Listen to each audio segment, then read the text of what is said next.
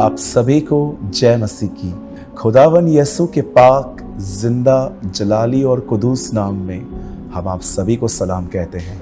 हम उस महान परमेश्वर की सेवा करते हैं जिसने हमारे लिए अपने बेटे को इस पृथ्वी पर मनुष्य के रूप में भेजा। वो हमारे बीच में 33 साल से अधिक समय तक रहा। मुर्दों में से जिंदा होने के बाद भी वो 1.25 महीने तक 40 डेज वो हमारे बीच में रहा। उसके बाद वो उठा लिया गया और वही यीशु बहुत जल्द आने वाला है अपनी दुल्हन, अपनी कलीसिया को लेने के लिए। मेरे भाइयों, मेरी बहनों, मैं आप में से हर एक को बताना चाहता हूँ, प्रभु आ रहे हैं, तैयार हो जाएं। वैसे आज का वर्ड बहुत ही ज़्यादा इंटरेस्टिंग है और आज जो वीडियो है उसका नंबर है 52 नंबर आज वीडियो है। इससे पहले हमने एक वीडियो डाली थी जिसका नाम था तूफान में सोना। अमेजिंग रिस्पॉन्स आया उसके बारे में। आप लोगों ने हज़ारों कमेंट्स किए, आर्टिकल्स मांगे। मैं धन्यवाद करता हूं कि आप इन शिक्षाओं को गंभीरता से ले रहे हैं, क्योंकि ये सारी शिक्षाएं परमेश्वर के वचन पे आधारित हैं। आज मैं एक बार फिर से एक अमेजिंग वीडियो मैं आपके सामने लाया हूं। एक बहुत ही शक्तिशाली शिक्षा मैं आपके साथ शेयर करना चाहता हूं। 9 कोढ़ी वापस क्यों नहीं लौटे।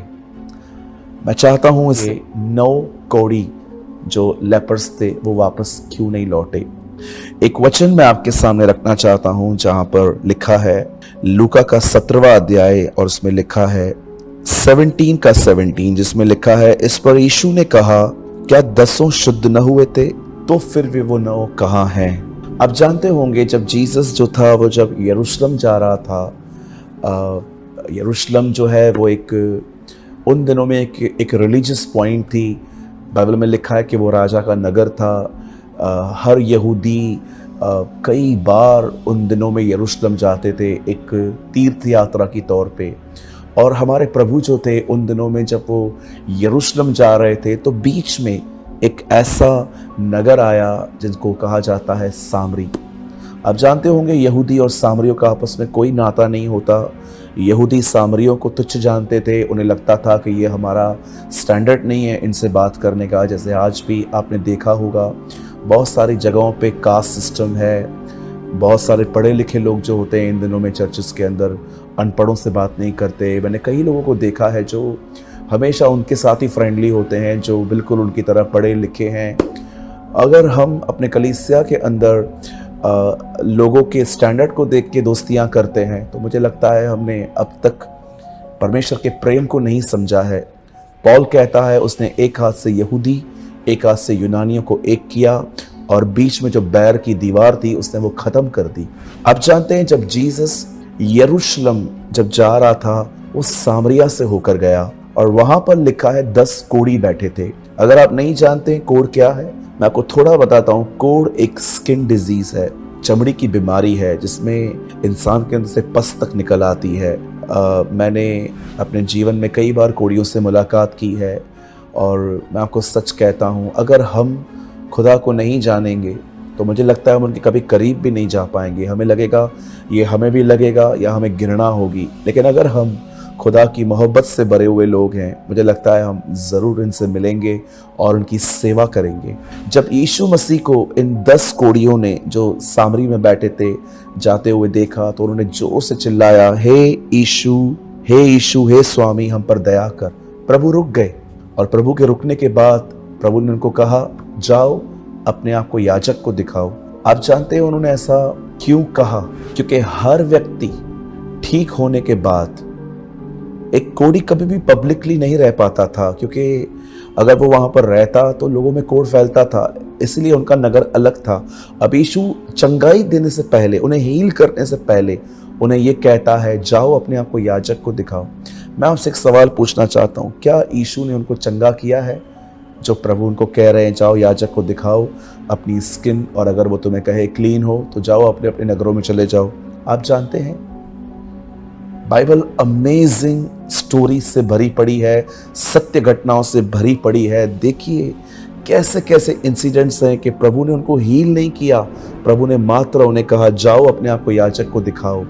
और कलाम पाक कहता है वो जाते जाते चंगे हुए थे। अमेजिंग बात है ना, जब वो निकले होंगे वो एक दूसरे की शक्लें ताकते होंगे कि हम ठीक तो नहीं हुए हैं, दिखाएं क्या। लेकिन किसी ने अपने मन की नहीं सुनी, किसी ने एक दूसरे की नहीं सुनी।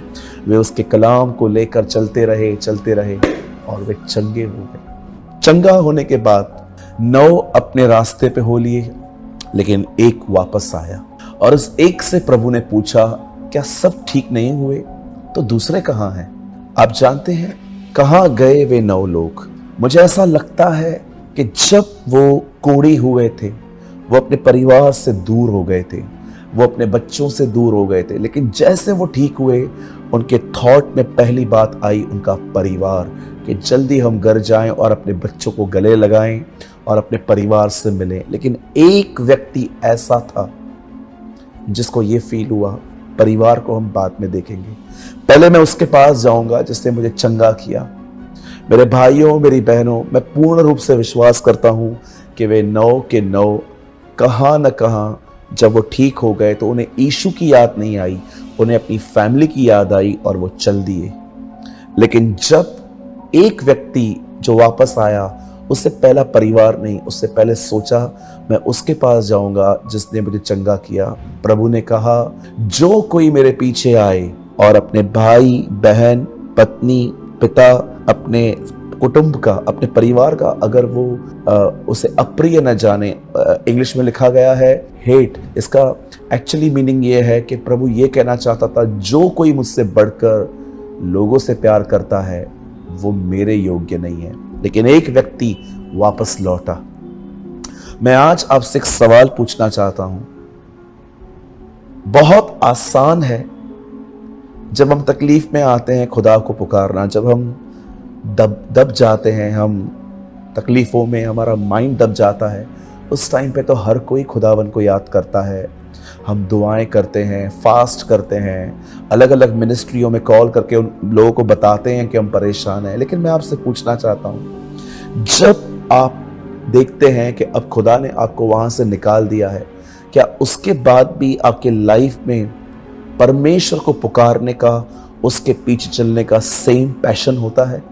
आज हमारी मसीहत में, आज हमारी कलीसियाओं में बहुत सारे ऐसे लोग हैं जो संकटों में तो खुदा को बहुत पुकारते हैं, लेकिन जब सब कुछ ठीक होता है वो उसे देखते तक नहीं। वो एक एवरेज क्रिश्चियन बन जाते हैं जो रविवार को चर्च जाएंगे, हर दिन आधे घंटे की बाइबल, 10-15 मिनट की दुआ, अपने टाइट को कलीसिया में देते हैं और लाइफ नॉर्मल हो जाती है। लेकिन जब प्रॉब्लम में आते हैं तो वो खुदा के सामने मन्नतें मानते हैं, दुआएं करते हैं, फरियादें करते हैं, खुदा को कहते हैं बस एक बार छुड़ा। इस व्यक्ति को देखिए, जिस तरह से उसने प्रभु को अपनी चंगाई के लिए पुकारा था, वैसे ही वो उसे धन्यवाद देने के लिए आया।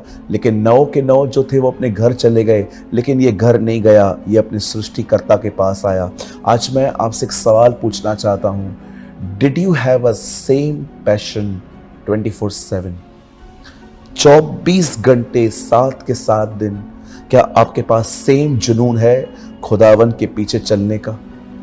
और अगर आपके पास नहीं है तो क्या आप उसे मांगते हैं?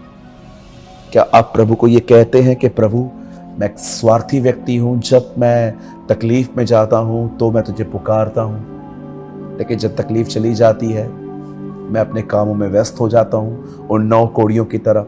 फिर तकलीफ आती है, फिर उठता हूं, फिर तुझे पुकारता हूं कि मुझे बचा, मुझे संभाल, बाल के पुजारियों की तरह। मेरे भाइयों, मेरी बहनों, सीखिए इन 10 लोगों से। 9 के 9 घर चले गए, लेकिन एक वापस आया।